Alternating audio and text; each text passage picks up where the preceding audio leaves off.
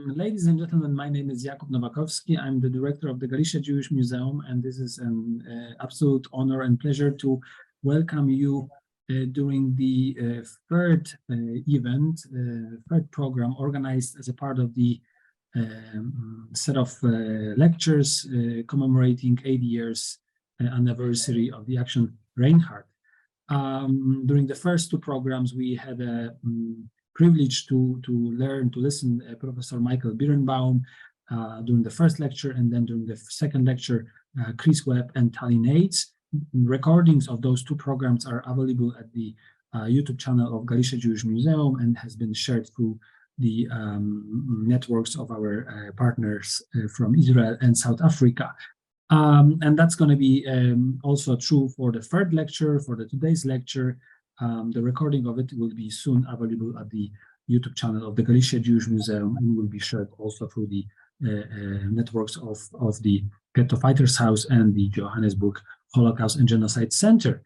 Let me just express my thanks to our partners. It wouldn't be possible to organize this program if not for the Madin Shahar from the Ghetto Fighters House and Tali Nates from the Johannesburg Holocaust and Genocide Center. Thank you so much for organizing this program with us. And I'd like to also thank my colleagues, Jakub Karatulski and Ada Kopeć-Pawlikowska from the Galicia Jewish Museum, and also Siergiej Czupryna, who is translating to Polish. And I think that's all from my end. And now I'd like to pass the floor to Madin, who will introduce today's program and the speakers. Thank you so much. Thank you, Jakub. It truly is an honor to be a partner with the Galicia Jewish Museum and the Johannesburg Holocaust and Genocide Center for this series, 80 years after Action Reinhardt, the industrial killing of European Jewry. Today's program, the third in the series, will focus on one camp, resistance in Treblinka, the tangible witnesses. The systematic murder in the Treblinka extermination camp began in July 1942. With the arrival of the first transport from the Warsaw Ghetto. By the time the camp was dismantled, a little over a year later, roughly 900,000 people, the vast majority of whom were Jews, had been murdered there. The existing sources of information available demonstrate how difficult it is to paint a clear picture of what was happening in that terrible place of mass killing. Whether these sources date back to the time the events took place, or were later sources, we can witness the many influences affecting them. Dr. Tamir Hod will present examples of the gaps between memory and history when it comes to the Treblinka extermination camp. His lecture is an introduction to the program and will explain the importance of combining research from different fields, such as archaeology and history, in order to try to grasp the impossible. Professor Caroline Sturdy-Coles will discuss the tangible and intangible evidence of resistance at Treblinka, derived from her archaeological and historical investigations since 2007, as well as addressing the material traces of resistance at the infamous extermination camp, Treblinka II. She will also consider the lesser-known role of the inmates and guards from Treblinka labor camp, Treblinka I, in resistance activities. The program will conclude with a virtual tour given by one of my colleagues at the Ghetto Fighters House, Yaron Tzur. The tour will be of the Treblinka model that is located at the Ghetto Fighters House. This model, serving as post-war tangible evidence, was built by Yaakov Wernick, who was one of the survivors of Treblinka who participated in the uprising in August 1943. But before I introduce our first speaker, I want to remind everyone that the last program will take place on February 9th, and the topic will be, what do we remember? Who remembers? With guest speakers James Young, Darius Poviela, and Omer Bartov. The program will be moderated by Ediata Garwon. And now I'd like to introduce Dr. Tamir Hod. Dr. Hod is an historian in the field of World War II and the Holocaust, as well as the impact of Holocaust remembrance on Israeli society. The topic of his doctoral thesis was the Manyuk trial case in Israel under the guidance of Professor Hannah Yablonka. Dr. Hod has also researched the role the Ukrainian collaborators played in the Treblinka extermination camp. These days, Tamir is working on a book about the Nazi Crimes Investigations Unit in the Israeli police. The unit, which was founded in 1960, was mainly composed of Holocaust survivors and contributed greatly to various trials in different places around the world. against Nazi criminals and their collaborators. Dr. Tamir teaches at Tel Hai Academic College and Western Galilee Academic College. And with that, I would like to give the floor to Tamir. Thank you very much, Medine, and good evening, everyone. So I just asked Jacob to share my presentation, and I'll begin my talk. I was invited to open this evening as a historian in the field for World War II and the Holocaust, and discuss the gap between history and memory, and hence the role of archaeology in narrowing this gap. Let me start from the end and state that it is difficult to overestimate the importance of archaeology's contribution to the study of the Holocaust, and we will soon talk about the challenges that the study of the Holocaust possessed to the historian. I could actually start my talk, from the end, and saying, that the contribution of the archaeology to the history of the Holocaust, you can't really exaggerate with that. I could content myself with saying that I know the work of the archaeologist Professor Caroline Study-Calls in Treblinka, and as well as the work of my friend, the archaeologist Yoram Chaimi, of course, with his college in Sobibor, and using finding from the field account for my opening statement. However, in fact, my conclusion regarding the importance of archaeology stems from a research concept that I use as a guiding principle.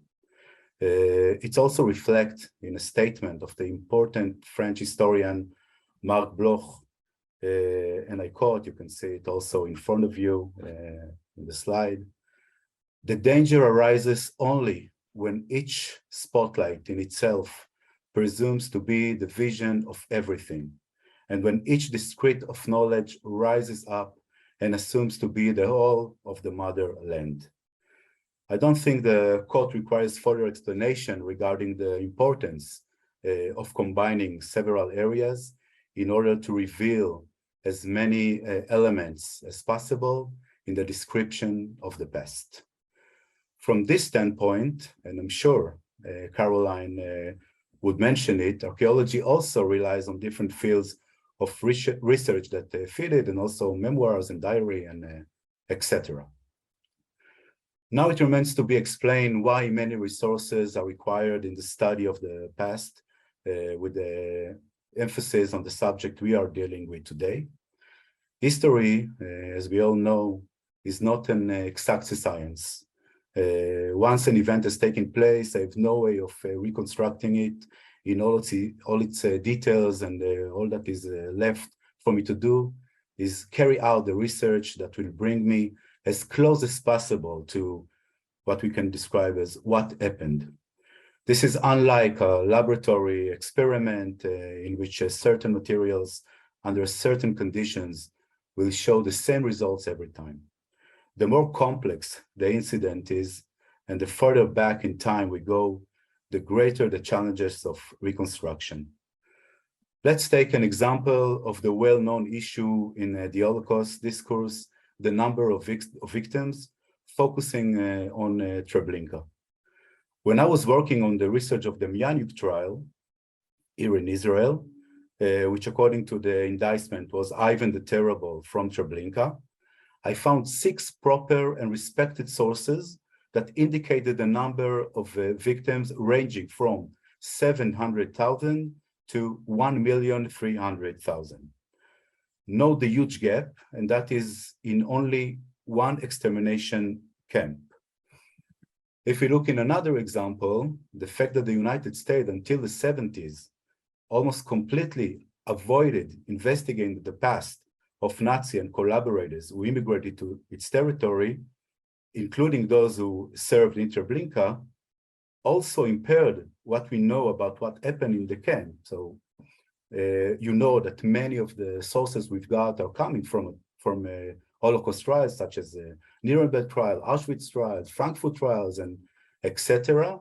So think about the gap, 30 or 40 years, and how many knowledge we can take out of those trials.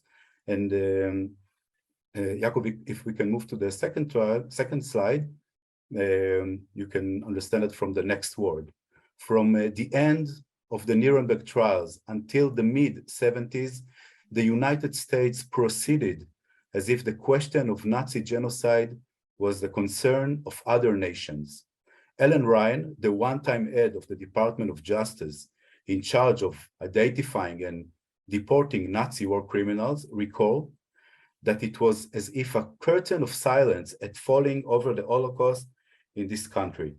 Before 1973, only 9 cases had been registered against alleged Nazi war criminals residing in the United States. End of quote. So, as you can see, this is quite amazing knowledge for us to think about how many things how many testimonies were lost during those years. And you can see also the next example, how it's affect us, and if it's related to the trial that I was researching, the Demjanjuk trial. You can see in the next slide the words of George Parker. He was part of the Office of Special Investigation, and his statement in 1980 gave us a good example of how challenging to remember things after so many years. We have a little admissible evidence that the defendants, and we're talking about Demjanjuk here, the defendants was it Sobibor, yet serious doubt as to whether he was a Treblinka. Even if we may be comforted that we may have the right man for the wrong act, the ethical canons probably require us to alter our present position. Okay, and also another example, and now I'm going to the next slide.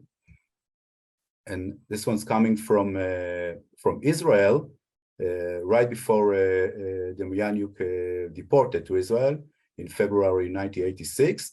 So the prosecution team had a meeting, and we were talking about the chance to bring him into to guilty as Ivan the Terrible.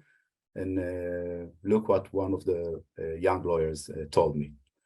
At some point, some discussion were held when it was already too late, and the decision had been made, and he was already here. Whether someone who knows how to manage criminal cases would request his extradition of Demjanjuk, considering all the problems in such a case. Now you're asking me for the answer. He was talking to me, yeah? The answer of some of the people was no, because the tools we have within the framework of the criminal procedures, and after so many years, those tools to verify that this is really him are very limited. And if I mentioned Nazi and Nazi collaborators in United States, we are talking about estimate of 20,000 of them. So you can understand how many trials you could have before that. So, as we know, the time passed, and I brought a quote from Auschwitz survivor, famous writer Primo Levi, passed away in 1986, or as Elie Wiesel said, Primo Levi died at 1986, or at Auschwitz, 40 years later. So let's read what Primo Levi is saying. The memories which lie within us are not carved in stone. Not only do they tend to become erased as the years go by, but often they change or grow by adding foreign characters to them. Okay, so now we can already see that we are touching the importance of archaeology, and we are talking about sometimes memory that erase, but when you are digging in the ground or looking for objects, some object can never erase and can use you as exposing the details from the past. However, the effects of time are only part of the story in the case of the Treblinka camp. Oftentimes, the challenges in reconstructing the past are laid before us already upon the end of the event, as reflected, and you can see it here, in the words of Pierre Vidal. And Pierre Vidal is saying the next word. And he was talking about the immediate evidence, referring to the testimonies written of delivered immediately after the war. He claims that these were no more reliable than later testimonies, as they were also subjected to various influences. And we can see a few examples also here. So we can go to the next slide.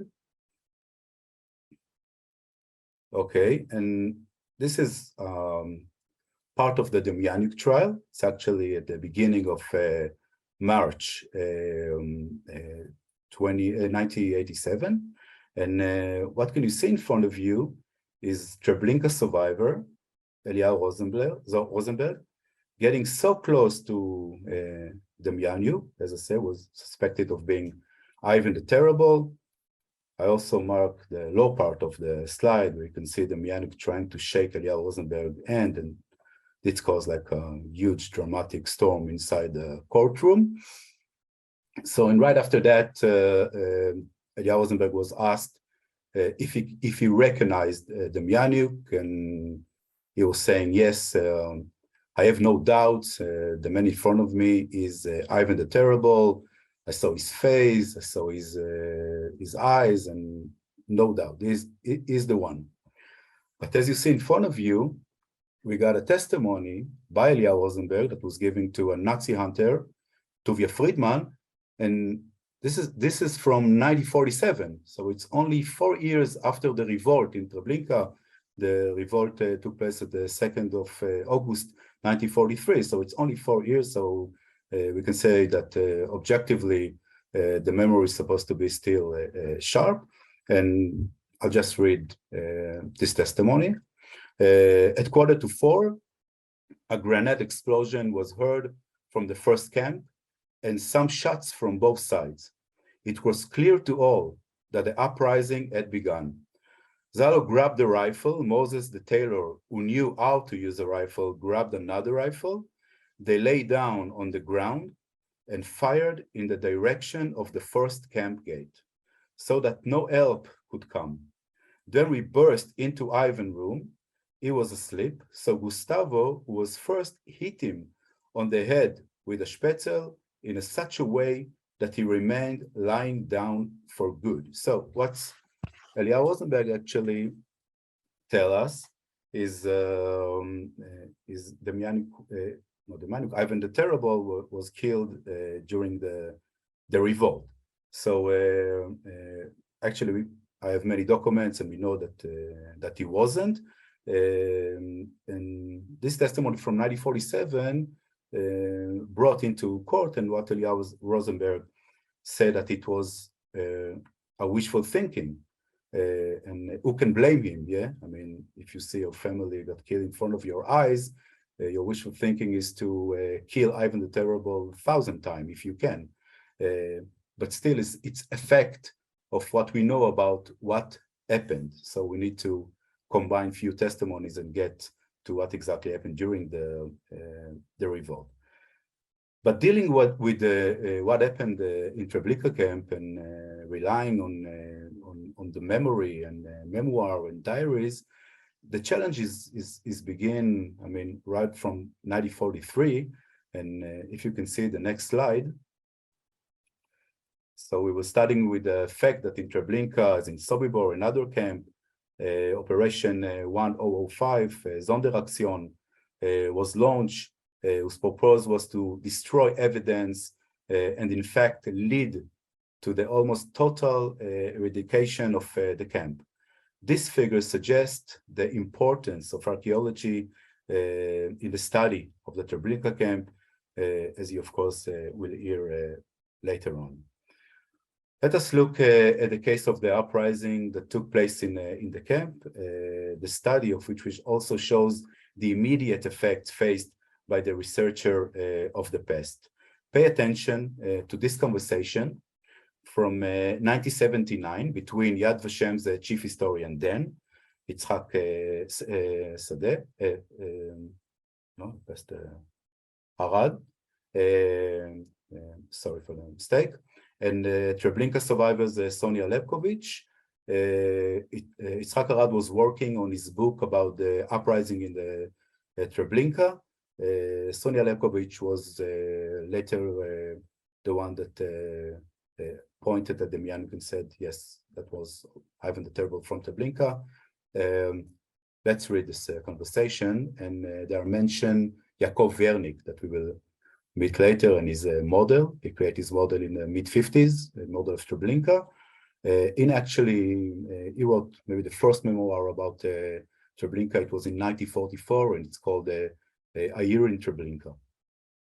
Yitzhak Arad. Who were the other couples in Camp 2? I think Zalo was also a couple, Sonia Lebkovich. No, he was not a couple, he was a group leader, but a couple he certainly wasn't. Yitzhak Arad.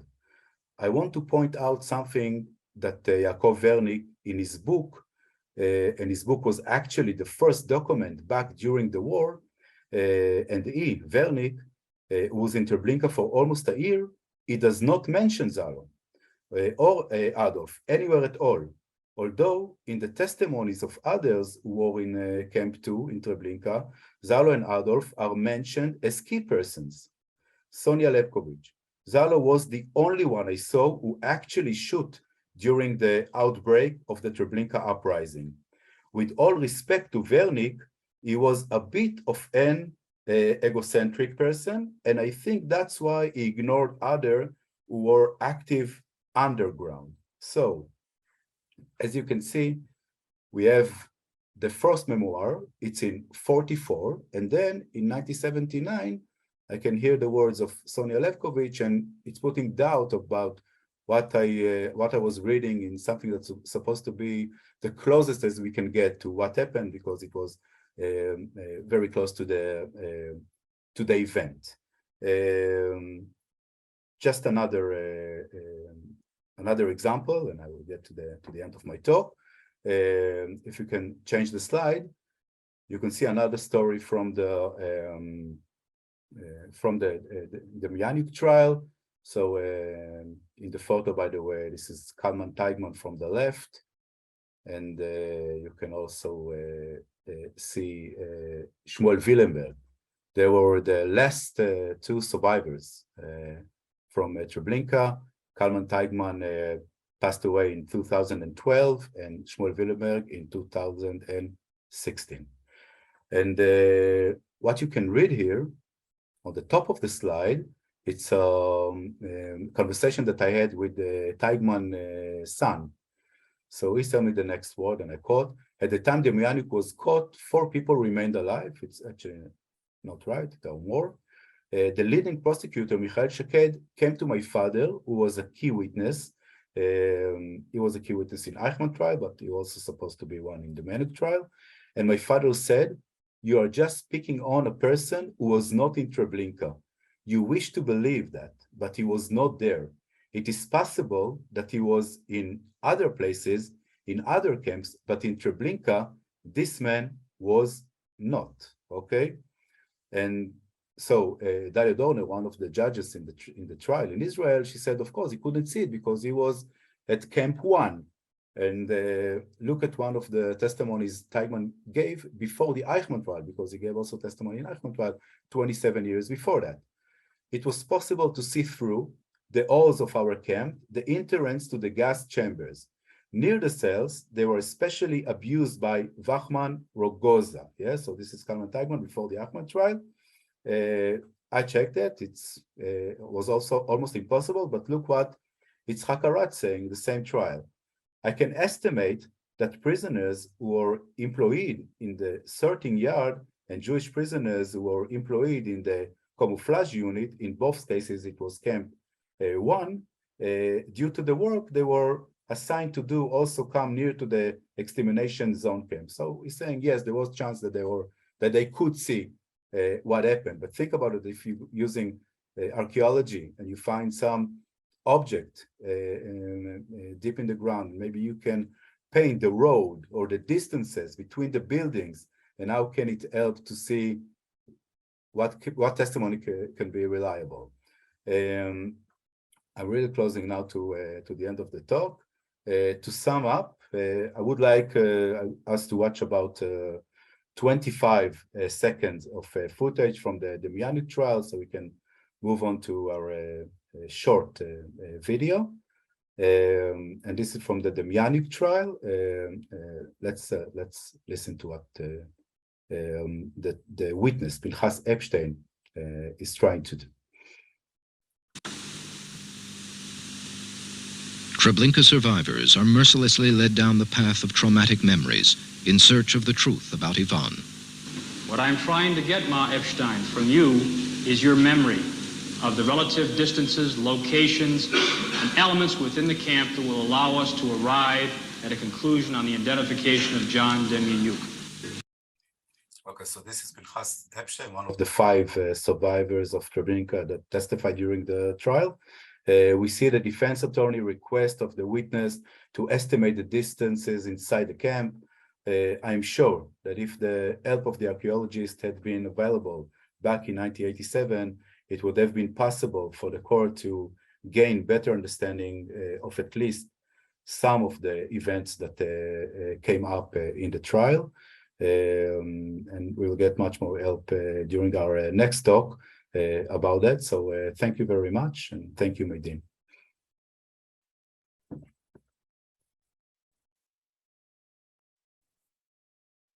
You're on mute, Maydeen. I was on mute. I'm sorry. Hi, Tamir. Thank you again for this introduction. It really does give us food for thought, how we talk about, remember, and very close to the period, and then afterwards, many years later, and the things that we're asked to remember as well.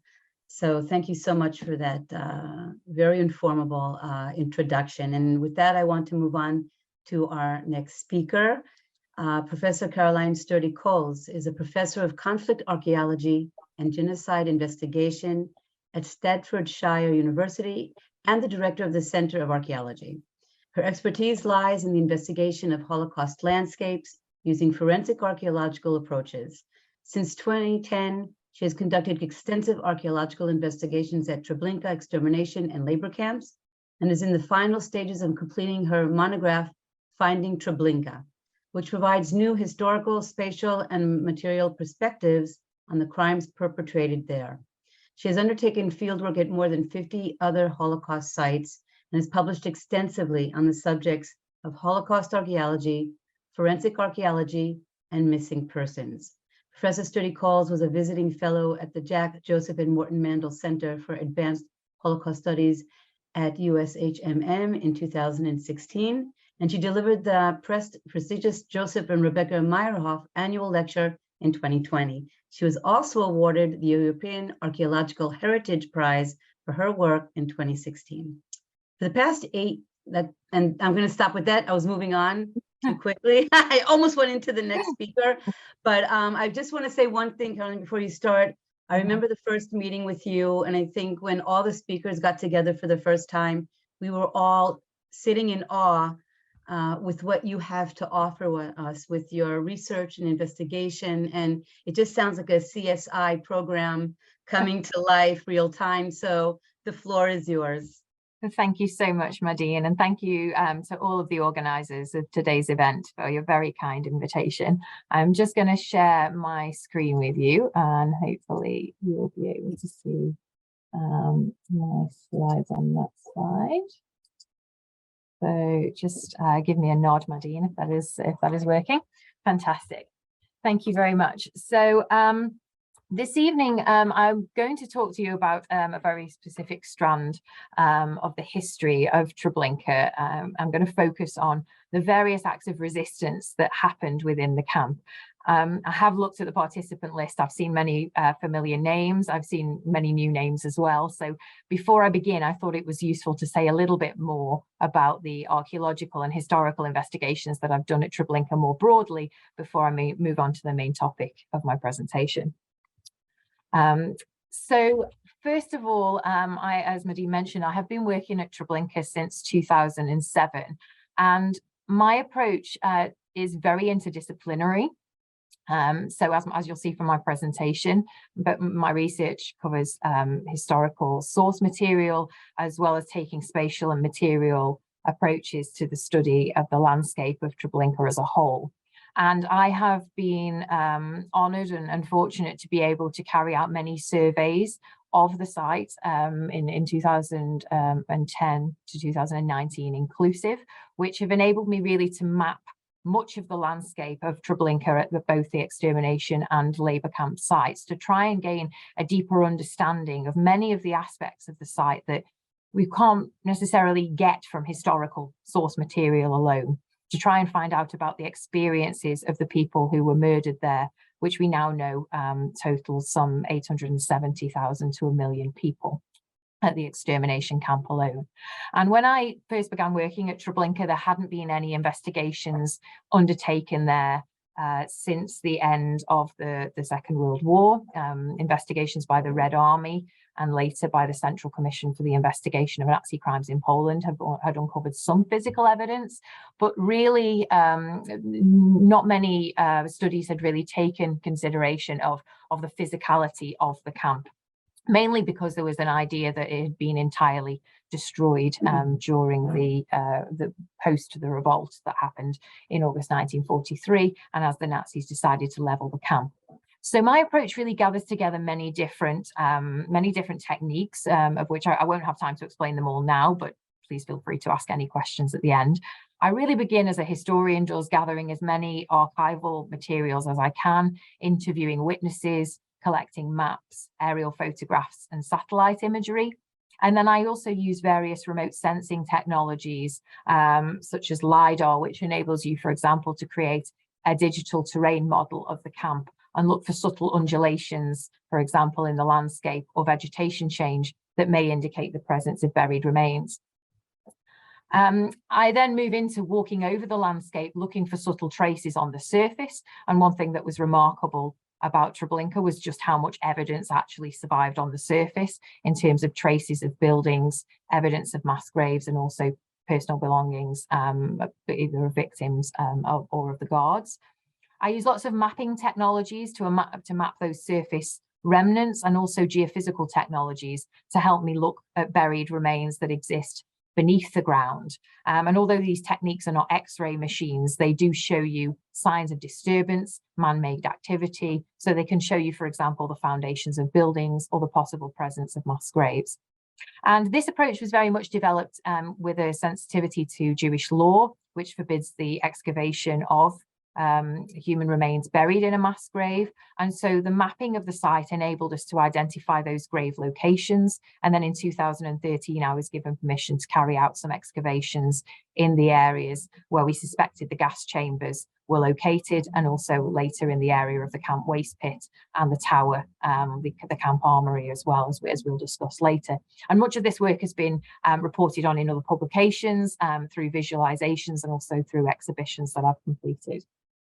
And just very briefly, because it's relevant to what I'll talk about next, in short, this work first of all enabled us to identify the accurate camp boundaries of the extermination camp, as well as a number of key areas within the 3 zones of which Treblinka comprised. So there was a living camp area in the northern part of the camp, a reception camp area where the trains arrived, and then the death camp where the gas chambers and the mass graves and cremation pyres were located. And I was able to locate a number of reception camp structures using the geophysical technologies. So some of the buried building foundations that still exist across the landscape, and also the suspected location of the gas chambers. And again, I'll come back to that later on.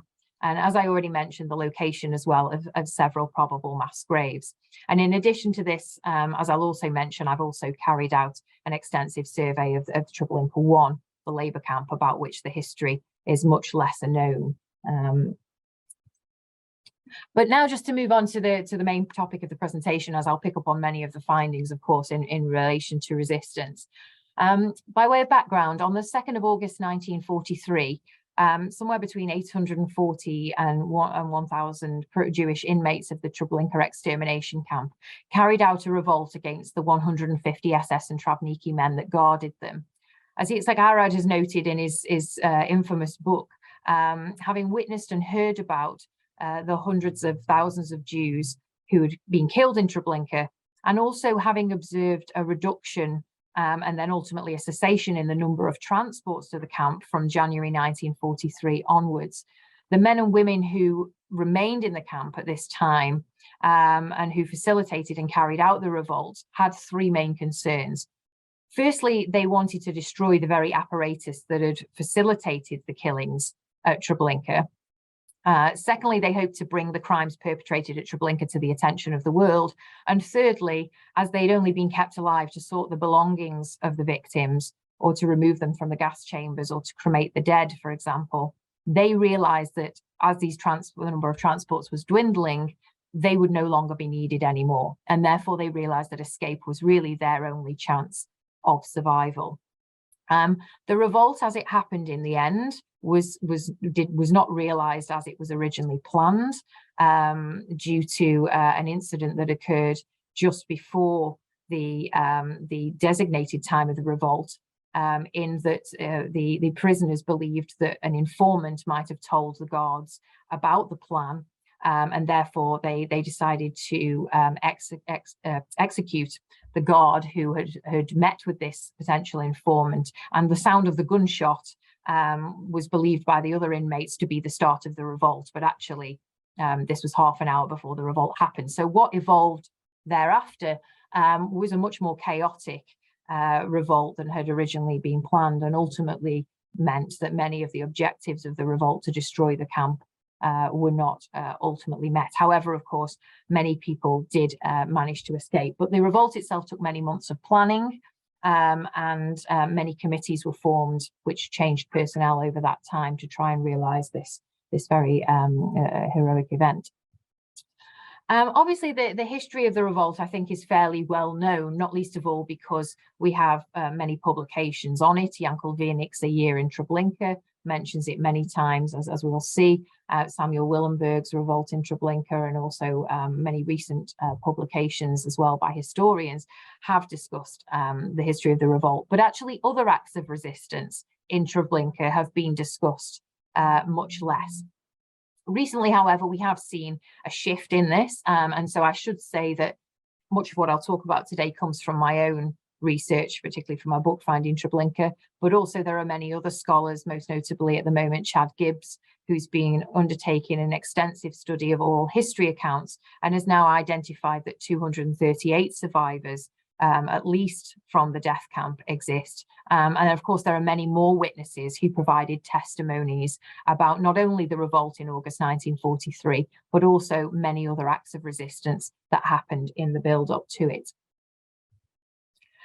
We do have many sources of resistance, and as an archaeologist, as I say, of course, I'm very much focused on the landscape and the material that survey and excavation works can provide.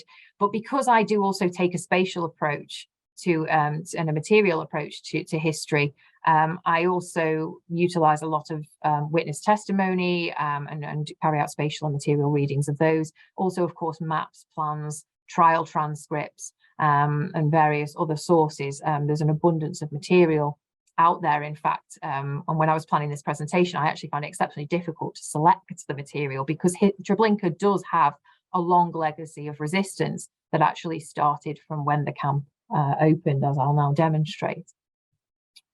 And I should say as well, before I move on to some specific examples, that of course there has undoubtedly been more resistance to genocide and more attempted rescues of genocide victims that have been reported in the literature, as I've sort of paraphrased here from a quote from Springer, because of course many of the people who did resist and fought back were killed and weren't able to write down what happened to them, and there were no witnesses left alive either in places like Treblinka to record that. So we always know we are working with a partial record, and particularly in the archaeological record, we always know, of course, that we are only working with a partial record, particularly as my excavations have been minimally invasive, deliberately so to preserve the integrity of the camp landscape. So I just also want to say before I move on to the specific types of resistance, that of course the landscape of Treblinka was actually inherently designed to prevent resistance. And I think when we look at the topography of the site and the way that the camp was constructed, that immediately becomes apparent. The site for the extermination camp, for example, was chosen deliberately because it was in a remote area, because it was partly concealed by a small amount of forest at that time, less than there is now, but still a forested area. It was also deliberately chosen because it was near a labour camp and a quarry that gave the appearance that people were just going to this area to work. And it was relatively remote, although it did, of course, have good connectivity through the railway line and the roads. The potential of people escaping, of course, they just would have escaped into the surrounding countryside where they could relatively easily be caught. And the architecture itself, of course, was designed to deceive people into thinking that they didn't need to resist. So when people arrived at Treblinka from the 23rd of July 1943 onwards, they were told that it was nothing but a transit stop. It was a place where they would come, they would hand over their belongings, they would take a shower, they would then go to the east, as it was described, to work, and they had nothing to worry about. And in the early phases, they were repeatedly told this on the reception camp area, and once Franz Stangl took over as commandant of the camp, even the architecture of the camp was modified to instill this in people, that they did not need to fight back, that they were safe here. And we have features like, for example, a mock railway station being built with signage indicating the direction of travel, and people being told, take your towels with you because you're going to have a bath. And there was a whole, almost a theatre, I think you could describe it as, that went on in the reception camp area to try and convince people that they did not need to revolt. And you can see here also on the screen, you can see a sketch by Samuel Willenberg, which shows a huge sandbank that was built between the reception camp area and the death camp area, so that people couldn't see the gas chambers, and the fences were lined with pine branches so that people couldn't see into that area, just to try and keep people under control. And if we look at this is a 3D model that's currently on display at the Treblinka Museum, but if we look at this, it shows us the different areas of the camp. And if you can see my cursor here, you can see the reception camp area. And again, the architecture was such that people were squeezed through this tiny pathway known as the road to heaven. So there was one way in and one way out, making resistance very, very difficult. And when they arrived at the gas chambers, for example, which this is the second gas chamber building, the new gas chambers that were built, and this is the old gas chambers here, the first gas chambers to be built. And survivors talk about the architecture of these buildings being specifically designed, again, to prevent escape attempts. So we can see on the plan here that a narrow tunnel led into the area where the 3 gas chambers were. And there's a quote here from Oskar Straczynski, who said that the doors were so narrow that only a single person could squeeze through. This was to prevent anyone from turning back, because the wave of the people behind and the narrowness of the entrance made it impossible. So the design of the structures is something that in my archaeological work I've really drilled into through witness testimony and archaeological findings, to really understand the fabric of these buildings and what they can tell you about the lengths that the Nazis went to, not only to deceive people, but also to quash, as I say, the resistance that they may potentially have faced. And so I think with that in mind, obviously, it seems relatively impossible that people actually did manage to carry out acts of resistance. But as I said, actually, we see a huge array of acts of resistance that did take place at Treblinka. And these are just a few examples of which I'll run through shortly. But we had planned and actual escape attempts happening at individual and group level long before the revolt of August 1943. There were physical assaults and killings of guards, refusals to cooperate. There were attempts by people to witness what was happening, to document that, and to send that information in particular back to Warsaw. And many victims, of course, who escaped on the trains gave their testimonies to members of the Oneg Shabbat group, who then subsequently recorded that for posterity. We see people smuggling and hiding items and information, and also preparing for and inciting others to undertake participation in a revolt. And we see a huge array of resistance that was designed to enact a change in the camp, to rebel against the guards, but also personal acts of resistance as well, as we'll see in a moment. So I'm going to run through these relatively swiftly so we can move on to some of the archaeological examples, but I just wanted to, for those of you unfamiliar with Treblinka's history, highlight that these are just a few examples of where we have individuals taking it upon themselves to escape, and also to tackle the guards. So in the early period, quite a few people were able to escape on the trains. So they either jumped from the trains on the way to the camp, or they were able to go back on the empty trains after the personal belongings of victims had been taken from the victims. They were shipped back through Poland to Germany. So people managed to use that process, that commodification of the victims' belongings, as a means to hide and to escape out of the camp. And largely that was because in the first phase, Irmfrid Erbel ran a very chaotic camp. He was trying to perfect the killing process, and it opened up the possibility for more escape attempts.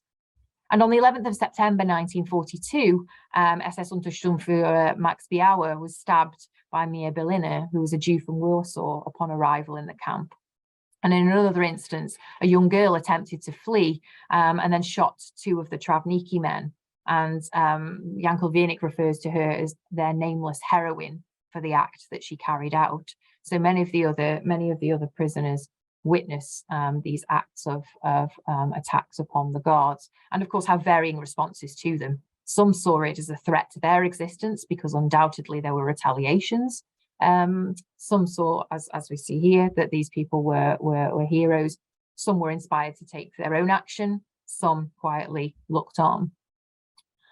Another example from Wienik, where he talks about an instance where I suppose one of the questions is always why didn't people resist more? But we do actually have an instance with Treblinka where an entire trainload of people actually did try and resist.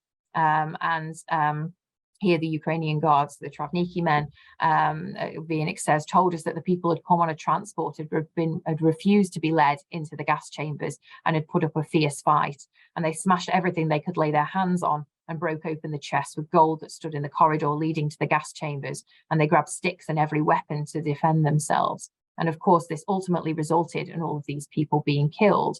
And while this was happening, all the work Jews like Wienik were locked in their barracks. And to Wienik, this was a warning that they could not hope to escape their fate, knowing that those people had been so brutally murdered. And what this ultimately led to, though, is one of the early signs of a collective revolt, attempt at resistance, should I say, in Treblinka, in that there was an instance where 7 men joined a plot to dig a tunnel through which they were planning to escape. And of course, they too were captured, and they were tortured for the entire day. And then, as happened very often, their bodies were hung in the camp to show the other prisoners that resistance was actually futile. So I ask you sort of to keep all of this in mind when you think about what actually then happened with the revolt, because all the people in the camp, of course, were witnessing these kinds of failed acts of resistance over many years, in the case of people like Wienik, who were in the camp for a long time. And so now on to some more of the archaeological aspects of my work. I think for me, of course, many of the testimonies that have been given by survivors and by people who didn't survive but survived long enough to tell their stories during the Holocaust are incredibly valuable as an archaeologist, because they're the things that guide me to look for the answers to the questions that we don't have. They are the sources that often I can corroborate, or sometimes challenge, or sometimes supplement in the work that I do. But of course, there are a number of testimonies that are actually also more than that. In that, for example, the testimony of Abraham Szepicki is in itself on so many levels connected to resistance. So he arrived in Treblinka on the 25th of August, 1942, and he actually escaped the camp. He spent 18 days in the camp before he escaped. And in his account, which he delivered to Rachel Auerbach from Oneg Shabbat, upon arrival in Warsaw, he described how witnessing mass murder at Treblinka, particularly of young children, led him to learn one important lesson: to escape from there, to see his revenge, and also to document what he'd seen. And so obviously what he then did was gave his testimony. So his escape, of course, was an act of resistance. His giving of his testimony, and indeed him surviving, were all acts of resistance in one way or another. But one specific thing that he did was absolutely vital in terms of interpreting some of my archaeological findings from Treblinka, and that is on one particular day, he decided that he finally had to give in to a temptation that he described he'd felt for a long time, that he wanted to see the most terrible part of the camp where the sinister crime, as he said it, was perpetrated against the Jews. And this was the gas chamber building. And he knew that this carried a huge risk, but he wanted to sneak inside and take a look. And so that is what he did. He then wrote about this in his testimony and described the internal fixtures and fittings of the gas chamber. And he describes how it looked like a regular shower room with all the accoutrements of a public bathhouse, including nickel-plated metal faucets, which were set into the ceiling. And he very importantly describes that the floor was covered with small orange terracotta tiles. Now, when I carried out my excavations at Treblinka in 2013, I was doing so because I believed I knew where the gas chambers, the first gas chambers, known as the old gas chambers, were located, and I'll explain a little bit more about how I knew that in a second. And immediately upon excavating in this area, we came across these small tiles that you can see on the top of the screen. Some were orange terracotta tiles, exactly as Abraham Krzepicki described. Others were a yellow color, and other witnesses do talk about a combination of orange and yellow tiles. So coupled with other evidence we had about the fact that the gas chambers were the only buildings in the death camp area that were built from brick, and coupled with spatial information about where we believe the gas chambers to be located, the discovery of these tiles was obviously very crucial in determining that this was the area of the old gas chamber building. And without descriptions like those of Krzepicki, we would have been probably scratching our heads wondering what exactly these were. And we know from testimonies that the Nazis modeled the gas chambers on a bathhouse, and indeed may well have even modeled it on a Jewish bathhouse specifically. We have many testimonies that talk about that. And the tiles are indicative of that as well, because many of these same tiles have been found in mikveh in the Warsaw and Lublin regions as well. So again, this is more evidence of this deception.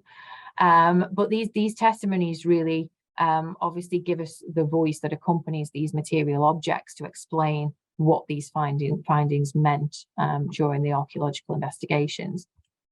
And one of the reasons that, again, we knew where to look really for the gas chambers was before all the archaeology, before all the tricks and the techniques, again, came from testimonies written by people who'd escaped during the revolt, or who'd actually resisted and escaped to tell their stories. And most popular narratives suggested that the gas chambers were located near the memorial obelisk, which was located quite close to the platform, and that's here. And this is the LiDAR model that I mentioned earlier. And however, when we read lots of testimonies, it became very apparent that the gas chambers must have been located further into the death camp area. And so, being guided by voices of people like Abraham Krzepicki and Janko Wiernik and others, then I began my search in this other area further into the camp zone. And you can see on the digital terrain model a slight indentation there, which was evidence that there may well be some buried remains. And the geophysical survey enabled us to map a structure that measures around about 22 meters by 15 meters, which ties in very closely with Wiernik's description of the size of the old gas chamber. So all of this evidence coming together, obviously this information that we were able to utilize from survivors was absolutely fundamental in our interpretation of the archaeological results. Also, there are many, I haven't got time to go into kind of all of the details now, but I think it's important to say that there are many buildings connected to resistance that we were also able to identify the locations of in the course of the archaeological survey and understand more about the movement of prisoners through the campscape and how they were able to share information that led to many of those particular acts of resistance as well. I suppose one of the really from one extreme to the other in the sense of the sort of the larger scale phenomenon of resistance writing, if you like, to very personal acts of resistance that were exhibited in the archaeological findings. So we knew from testimony that when people arrived at Treblinka, they were forced to give over their personal belongings, as I mentioned before, as a way of making them believe that they were going to live. And there were posters, there were signs telling people to surrender their valuables. Again, as Vinik says here, the Ukrainian guards stood on the roofs of their barracks, machine guns at the ready to shoot anybody who didn't give over those objects. And we have many testimonies that talk about this, and people being killed because they wouldn't hand over objects, and people certainly were aware of that threat. But when we carried out the excavations in the area of the gas chambers, we were very surprised to suddenly start to find personal effects in that area. We didn't find a huge number, but then we didn't do a huge excavation either. I mean, our first trench was just 1 meter by 1 meter. But we did find small items of jewelry like this rose brooch that you can see at the top, and also the small gold pendant that you can see at the bottom, and other fragments of jewelry as well. And we know from testimonies that people were regularly, the bodies of the victims who were killed were regularly searched, and that items were found on the bodies of victims. So we know that people were smuggling into the camp the items that meant the most to them. The personal items that they wanted to keep because they were of sentimental value, perhaps. Of course, we can never really know the reasons why, because we don't have their voices. But for me, these objects are incredibly powerful because they do demonstrate that personal act of resistance, that even though people knew what would happen to them if they didn't hand over their objects, they still kept hold of them. And also, of course, these objects allow us, to have an insight into the people who were at Treblinka. It's often very easy to lose sight of individual stories in the narrative of Treblinka when we're talking about so many millions of people. So for me, these are exceptionally poignant discoveries that we made in the area of the gas chamber, in an, as I say, unexpected location. So archaeology is also about what is found. It's also about where it's found as well. That is important. And we have many other examples of things. For example, hair clips being found in this area, which tell us that people were having their hair cut in the gas chambers sometimes when the camp was functioning to capacity. And that again is something that witnesses talk about a lot, and the archaeological results seem to suggest that to be the case. Other acts of resistance as they relate to the sort of burial environment, if you like, because I'm also interested in what we haven't found, of course, as much as what we have. And we have testimonies from survivors who talk about planting evidence as an act of resistance at Treblinka as well. And of course, one of the limitations that we have at this camp is that we can't excavate the whole site. We can't excavate in the areas of the graves, but survivors do suggest that they did place evidence within the walls of graves, written evidence, notes, and that they also didn't cremate all of the remains of the victims when they were told to. And so essentially, sort of from the winter of 1942 onwards, the Nazis tried to hide the traces of their crimes. And they decided that to do this, they would begin to exhume the bodies of the victims that had been buried in mass graves. And from that point forward, any new people entering the camp would be cremated. And so working commandos were tasked with doing this and digging up those bodies, which is a truly unimaginable task to have had to have completed.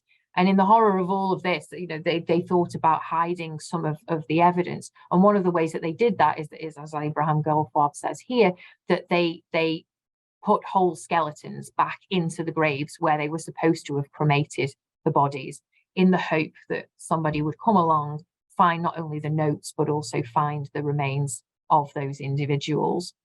And so this is definitely countering the attempts by the Nazis to hide all of the traces of their crimes, which of course they tried to do so completely by through the cremation process. And we do know you know, obviously again we excavated in a small area, but we did excavate the gas chambers because we knew there wouldn't be mass graves. We had permission from the Chief Rabbi of Poland to do so. But actually what we did find was scattered human remains in the course of those excavations. And I can say from the small amount that we did find, not all of them were burnt, or at least not all of them were burnt entirely. So again, I suppose it's relatively circumstantial information in that we haven't carried out this, you know, we haven't excavated the whole site, but certainly that evidence that we did find certainly suggests that not all of the remains of the victims were cremated to the extent that the Nazis claimed. You know, certainly, or should I say that historians claimed thereafter that the Nazis had been successful in doing so. And we did find some direct evidence of the revolt of August 1943 as well. We know that the armory in the camp was absolutely fundamental to the plan to carry out the revolt at Treblinka. And it's this tower that you can see in this photograph here. It was called the Tyrolean Tower for its design. And there were barracks near this originally as well, as I know Chris Webb pointed out in his talk. And in this area, we know that the armory itself was where the Jews on the organizing committee had decided they were going to steal the weapons from in order to facilitate the revolt. And a locksmith made there are different testimonies. Some say 1 key, some say 12 keys were made for the armory. And when the lock broke on the door so that somebody could go back, 2 boys actually could go back and get weapons. And they did this once. They managed to go in and get some hand grenades, but unfortunately didn't realize that the detonators were stored separately. So they actually then had to go and take these grenades back so that the Germans didn't notice that they were missing.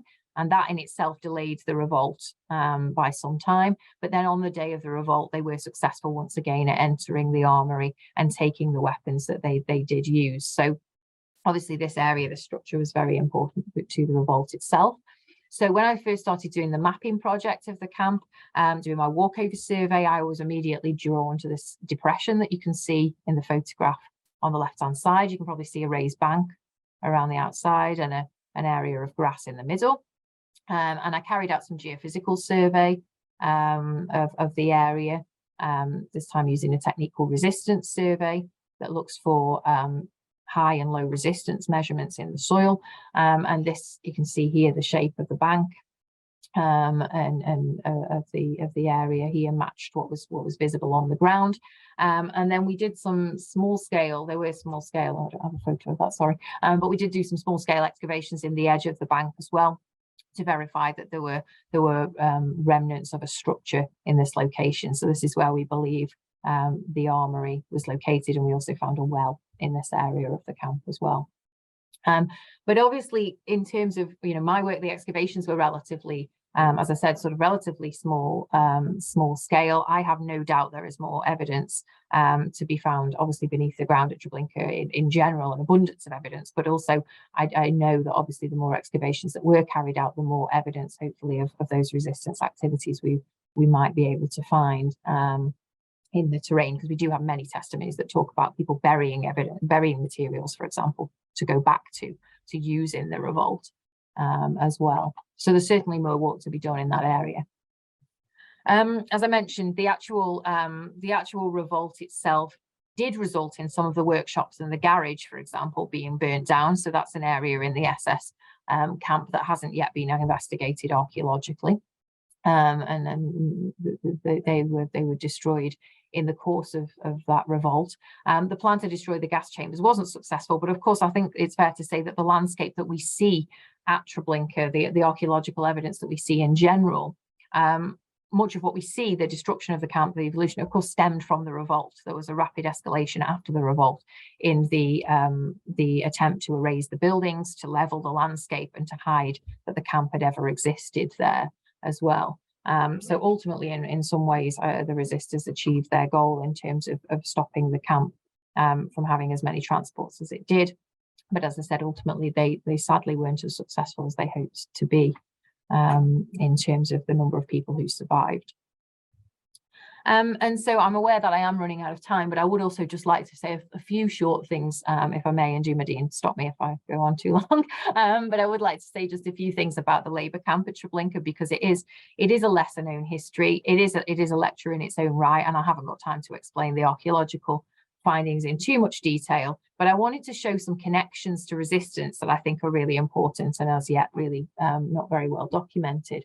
So the Labour camp itself was located to the south of the extermination camp, close to a quarry, and there was a cemetery and really an execution, what was an execution site, just south of it in the landscape. So when we talk about Treblinka, really we should talk about all of this landscape, because it's all connected.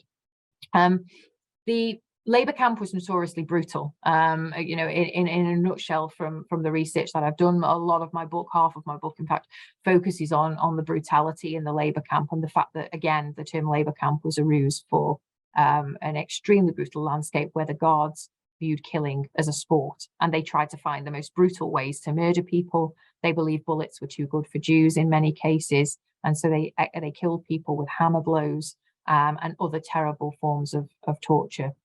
And so this camp was really an unbearable place to live. So it's probably not surprising, therefore, that there were attempts to resist, which haven't been as well recorded, because often the history of the Labour camp is overlooked because of the horrendous crimes, of course, that were happening at the extermination camp. And I should say that both Jews and non-Jewish Poles were housed, and also Czech Jews and German Jews and a small number of Roma were housed in the Labour camp in different areas. And so this is a map that I've created as a result of the archaeological investigations, which shows the main camp and a small farm area associated with the camp as well.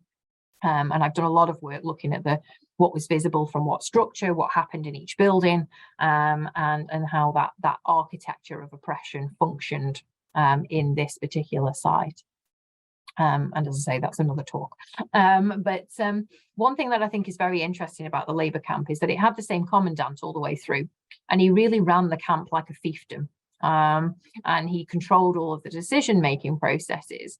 And so some of the things I'm putting in here, I guess, are sort of related to resistance, sort of tangentially, but I thought this was a really interesting example of the power dynamics between the two camps, because I think it's totally unexpected. So when Treblinka II, the extermination camp, was in the process of being constructed, the working brigade who were responsible for doing this went to the nearby town of Kosovlaski, and they had a list of demands of things that they wanted to finish the camp, and they were going to requisition them from the Jewish community in Kosovlaski. And what is really interesting is that the head of the Judenrat actually resisted those demands. They refused to give over the materials, and they then went to the camp commandant of Treblinka I and said, "We're being asked these unreasonable requests. We already give so much to you. Why should we give any more?" And remarkably, Van Eupen agreed, and he stood down the Nazi SS officers who'd made the demands for material. So I find that remarkable. Firstly, that the Jews in Kosovlaski actually were brave enough to stand up and say no. And secondly, that Van Eupen had the power to say no to the working brigade who were constructing, obviously what became the second largest killing facility of the Holocaust. So I think this is a really remarkable example of resistance, but also, I guess, that sort of exertion of power that the Labour camp director certainly had. And we do also have direct archaeological evidence of resistance from the Labour camp as well.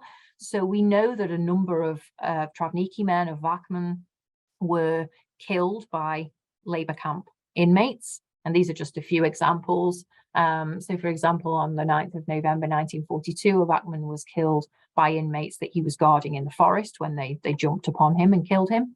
And we also know another one named Veronko was killed by a Jewish inmate who hit him with a shovel in March 1943. And I have some other names of Teichmann who were killed. And in 2019, the Institute of National Remembrance in Poland conducted excavations at the execution site south of the Labour camp, which I went to witness.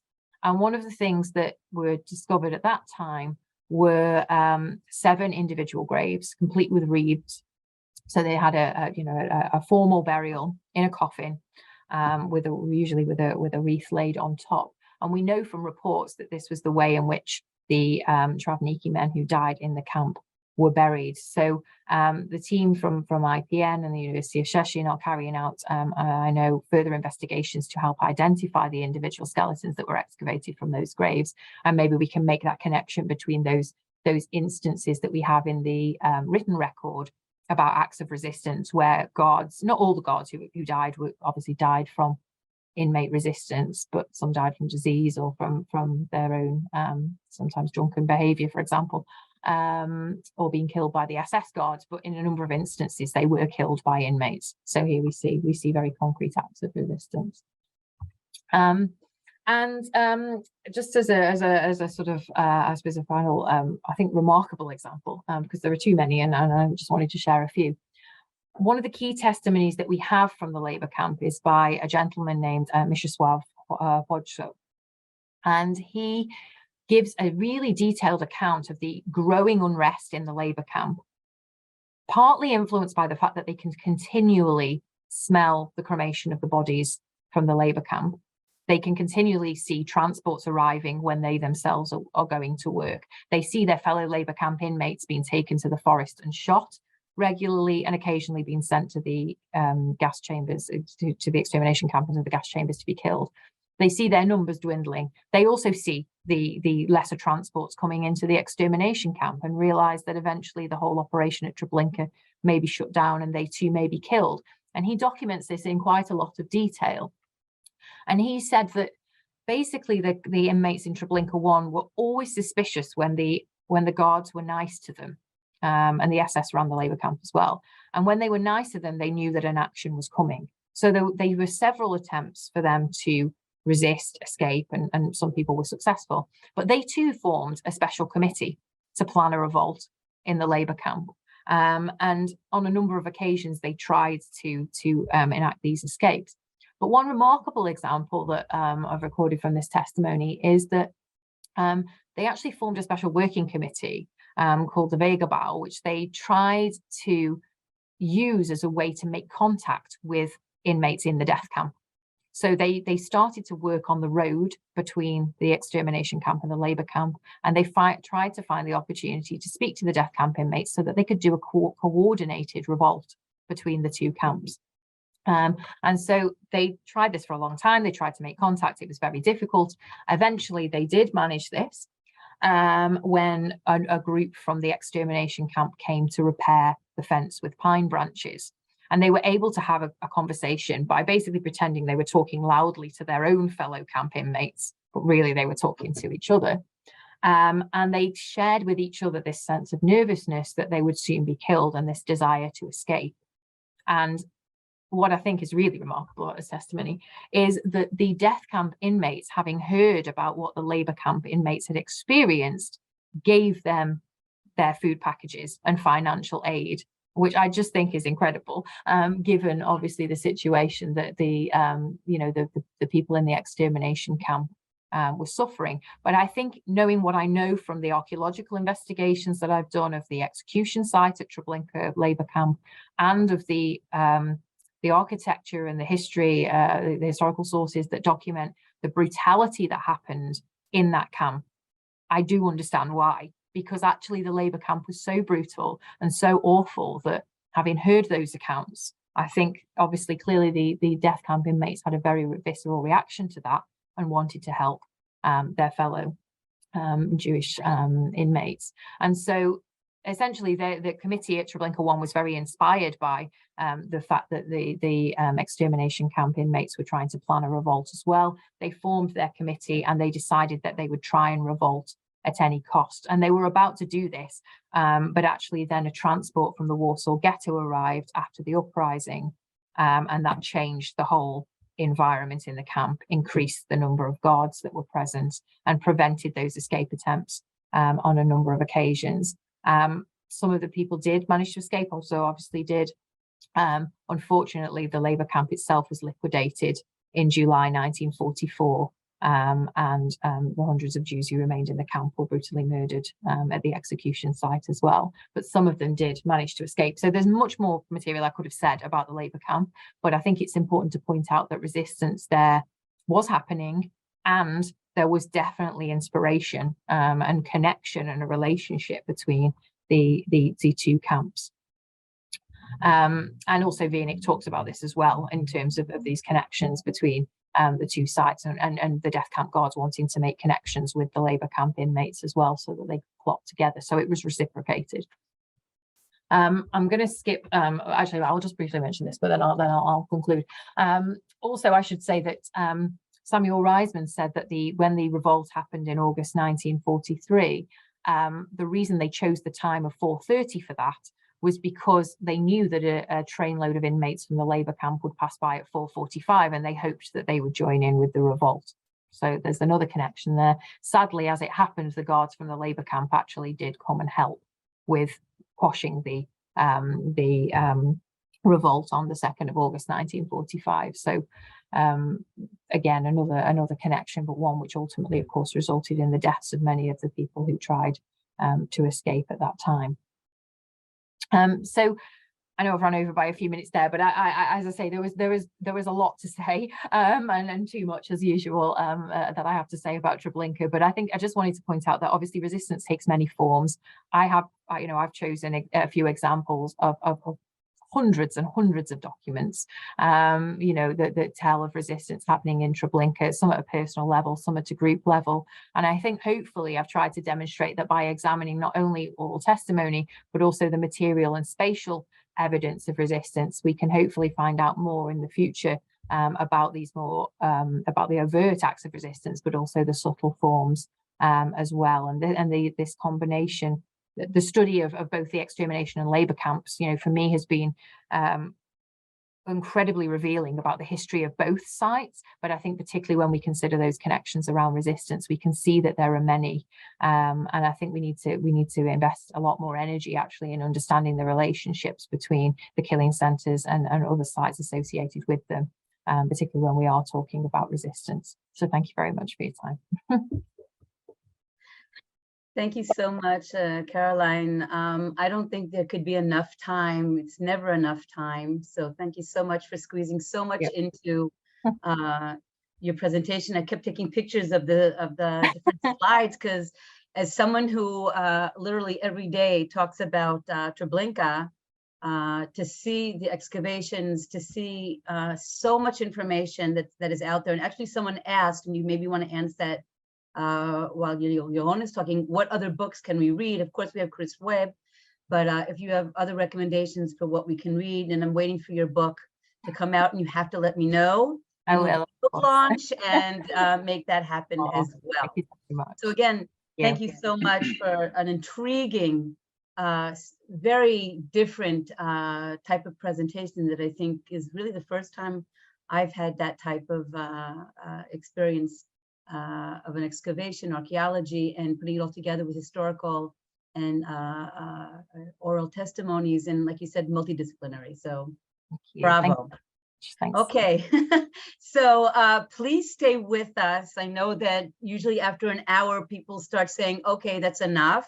It's time to go. But I do want to invite those that are still with us to give us a few more minutes, because we have an incredible virtual tour. And I just want to introduce our next speaker that I started to do by accident a little while ago.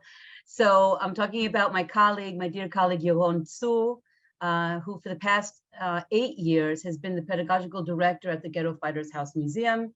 During this time, he has been involved and led the development of innovative digital educational platforms within the museum and online. As part of his responsibilities, he developed the museum's educational programs and content, which includes the guiding outline within the museum, the catalog, online workshops, virtual tours like the one we'll see, and other new platforms. Yaron continues to promote educational programs that engage museum visitors through dialogue that delves into dilemmas, focusing on choices made during the Holocaust and their relevance to our lives today. He is a very busy guy, so I am happy that he had time to be with us this evening. The floor is yours, Yaron. Medine, thank you very much. And I just like to say, like you, I feel really, really wowed after this last talk, because both you and I have been dealing with Treblinka in our museum for many years, but I think that it takes a lot to feel that you really learned something new about something that you know about, and then suddenly you understand that you don't know much about, which is, I think, in terms of education, a good feeling. It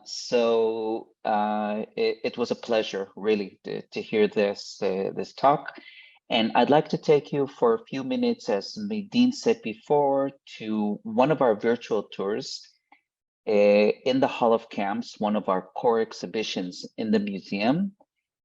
And there to see and view a model, a very unique model created by Yaakov Viernik, which Caroline just talked about, I think, many times during her talk. So let's delve inside.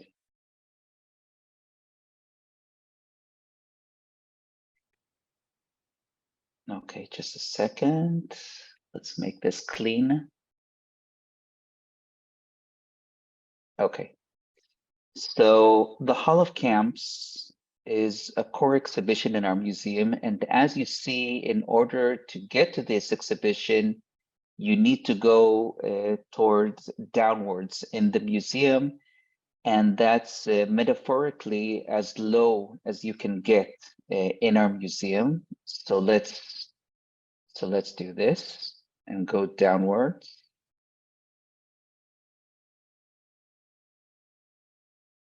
And the first thing you'll see when you arrive in the exhibition will be this model of the Treblinka camp created by Yaakov Viernik.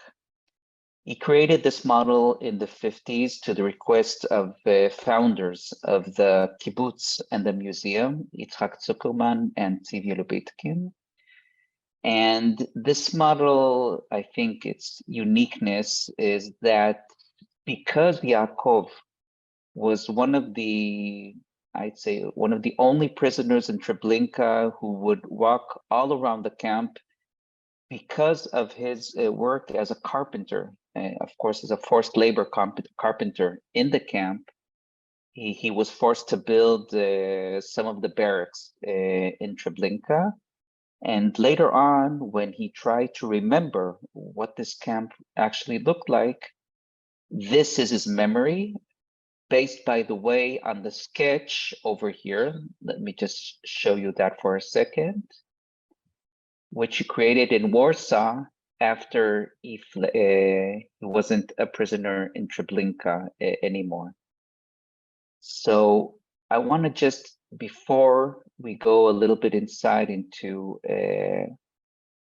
what this is, I want to read to you a few words about what Yaakov wrote in his book, A Year in Treblinka. One day all this will come to an end and evil will be eradicated. The day will come and on the ruins of cities, souls will build new homes, babies will be born again, and children will play on the roadsides. Life will go on because that's the way of the world. The sun will rise, everything will prosper again, and no one will remember. I shudder at the thought that no one will know, and even more afraid that no one will believe. I dread at the thought that we, the few, the survivors of terror, will be considered insane if we tell our story. A generation will pass from the world. The eyes of the last witnesses will be covered with dirt rugs, and with them will come the end of memory. Only one thing burns inside of me and urges me to tell accurately and immediately. Yaakov Viernik. So to us, this model is something very unique because it tries to give us the memory of a place that doesn't exist anymore. There is no Treblinka. There's a very amazing site, and now we know from Caroline also an excavation site, but there aren't any prisoners and no witnesses anymore. There's the testimonies, and there's this model created by Yaakov Viernik, who saw the camp for what it was for a whole year between 42 and 43. So what is this camp? Looking at it from the model. So we have the railway tracks over here, giving you a sense that the train is leaving the main road and then later on will return to the main tracks, which of course is false. It doesn't really happen because the train doesn't go anywhere anymore any later on. It will end just a few 100 meters afterwards. The victims will get off the train over here. And as Caroline mentioned before, we have the barracks over here when they are forced to take their clothes off. And from here to the very horrific path to the gas chambers, the new gas chambers, the old gas chambers are over here. And in these gas chambers, there are 5 rooms on this side, 5 on this side, 10 rooms, which are gas chambers. There are the sites where the corpses are later on thrown inside these pits. And over here on the other side of the camp is where the prisoners live, over here. The Ukrainian guards over here, and the SS barracks and offices over here. Now, when looking at this as a model, first of all, it's really small. I mean, relatively small, because if, for example, we'd create a model of, let's say, Birkenau or Majdanek, it would take the whole floor, the whole exhibition. Treblinka is, you know, it's not much larger than a football stadium, okay? Because there aren't many barracks for the prisoners, because most of the people that will get off the train won't be living for more than a few hours. So, Maydeen, I know that I don't have a lot of time, so just tell me if that's that, or should I go a little bit more into detail within the camp? I think you can take a few more minutes. That's fine. I think what we decided to do is keep the Q&A out tonight and to send the questions to you. So there is a question, for example, about one of the quotes. So absolutely take a few more minutes. This is a rare opportunity for everyone. So, and people are saying— I agree with you. Okay. Please continue. So wonderful. Okay, so going back to where the victims first arrive, we have over here the barracks where their luggage, their suitcases, and other things are taken. You saw that in the presentation of Caroline before. It looks a little bit different. It's much more presentative because it's one of the first buildings they will see when they arrive. But not too far from there, over here, that's the Lazaret. This is a place that looks like, you know, a field hospital or a very small field hospital, even with the Red Cross on it. But the people, the elderly, the sick, that on the train didn't feel good, or that they could maybe make the lines go a little bit slower, were taken aside, and after everyone would go into the gas chambers from over here, they were taken over there to the Lazaret and they would be executed. And you can see right over here, just a second, that there's actually behind this very short barrack, there's a pit where they would be executed inside. So they would actually be one of the first victims when arriving at the camp. Now, one more thing that I'd like to show you is actually that Treblinka is divided into two camps. Okay, just a second, let's see it from over here. Okay.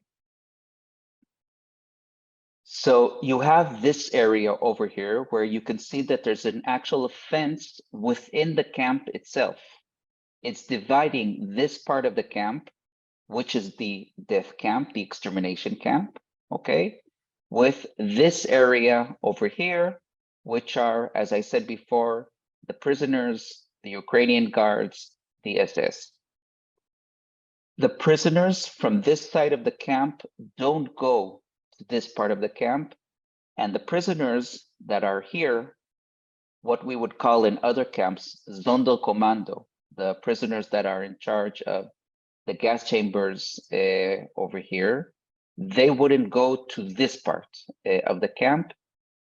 Everything in their lives, if it's laundry or their food or anything, it all happens over here in this area. So the information won't move from one place in the camp to another. Those who saw, for example, the escape for Sobibor, which is one of the three camps and part of that are part of the Reinhardt program of Belzec, Sobibor, Treblinka. So it looked a little bit like this camp. Again, it was a film, so it's not totally accurate, but you can see what I was talking about in that film about how the camp is divided into two different parts. So this camp existed for a year, a little bit more than a year. During that time in this camp, I saw one of the questions before, how many were actually exterminated in Treblinka. So there's an argument to this day. The formal number, maybe Tamir and Caroline would like to also react to that later on, is 870,000 victims. I've heard of 900,000, and I've also heard of 1,200,000. But again, there are different point of views. But the formal number, again, if Caroline and Tamir would like to react to that later on, is 870,000 victims that were exterminated during this year. Okay, so I think that at least from this point of view will be quite enough. I just want to say one more thing about this model is that to us in our museum, I would have to say this is one of the most important artifacts that we have in our museum. Just imagine that it's been sitting in our museum for more than 60 years. And I think that to many of our young visitors, it really gives them a glimpse of how a camp like Treblinka worked.